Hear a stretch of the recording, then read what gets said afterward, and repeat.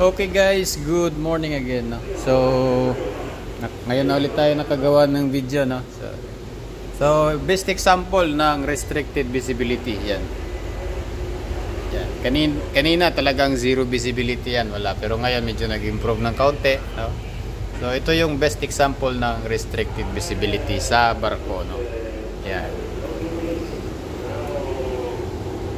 Yan, so kung wala kang makita, no? Wala kang makita sa harapan mo, sa mga gilid mo, no? So, imagine the risk kung tumatakbo yung barko, no? So, luckily ngayon, at this moment, naka-angkla, no? So, anchorage kami, anchorage. Yan. So, imagine kung tumatakbo yung barko nyo, no?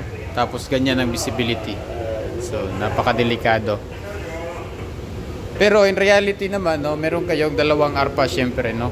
So, ang barko normally okay lang naman siya kasi yung barko kasi sa radar kitang-kita siya, no. So, kung maganda ang radar nyo, kung maganda at maayos naman ang arpa nyo, no, so kita naman yung mga barko kasi malalaki naman yung echo niya eh. Pero ang problema dyan, pag medyo maalo ng kaunti, yung mga maliliit na fishing boats, pag nag-adjust kayo ng sea clutter nyo kasi maalon, maraming disturbance, so mag-i-increase kayo ng inyong sea clutter, no? And then ang mangyayari, yung mga small fishing boats, pati yung mga nets nila, so hindi na makikita, no? Hindi na makikita, o kahit mga maliliit na floating object, no? So kaya dito yung mga boya, kahit yung mga boya dito sa sa channel, hindi na rin makita sa radar yan. So yung mga ganyang mga boya, no, so yung iba hindi na rin makita sa radar dahil sa adjustment ng clutter.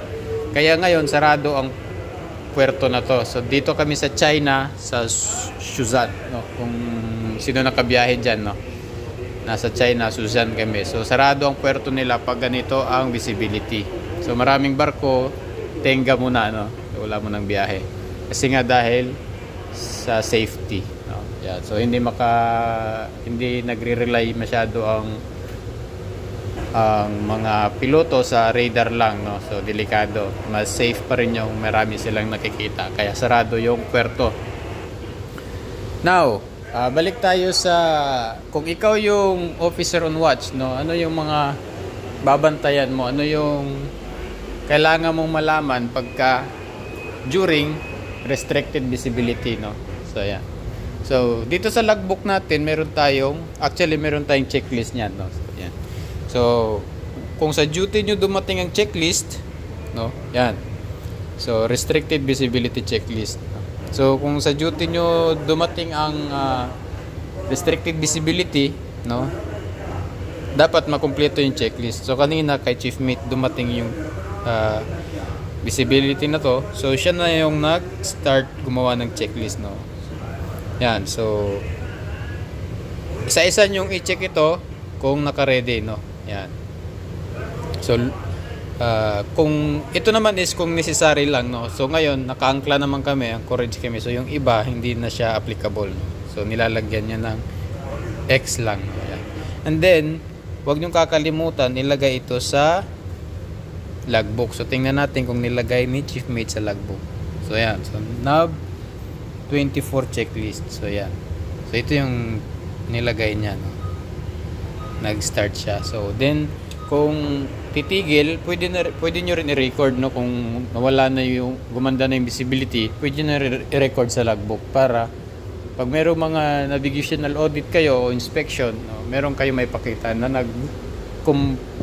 na-comply kayo sa checklist, no, during that time.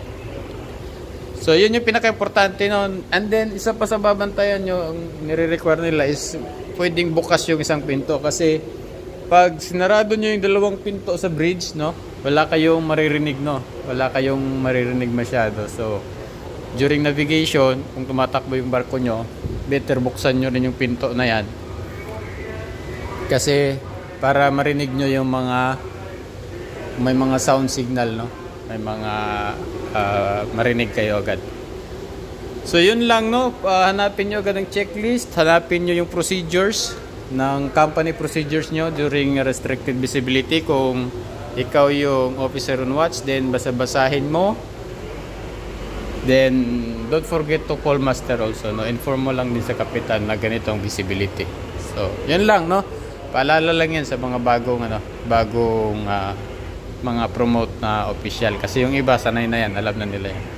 So thank you very much, and see you ulit sa sunod na video.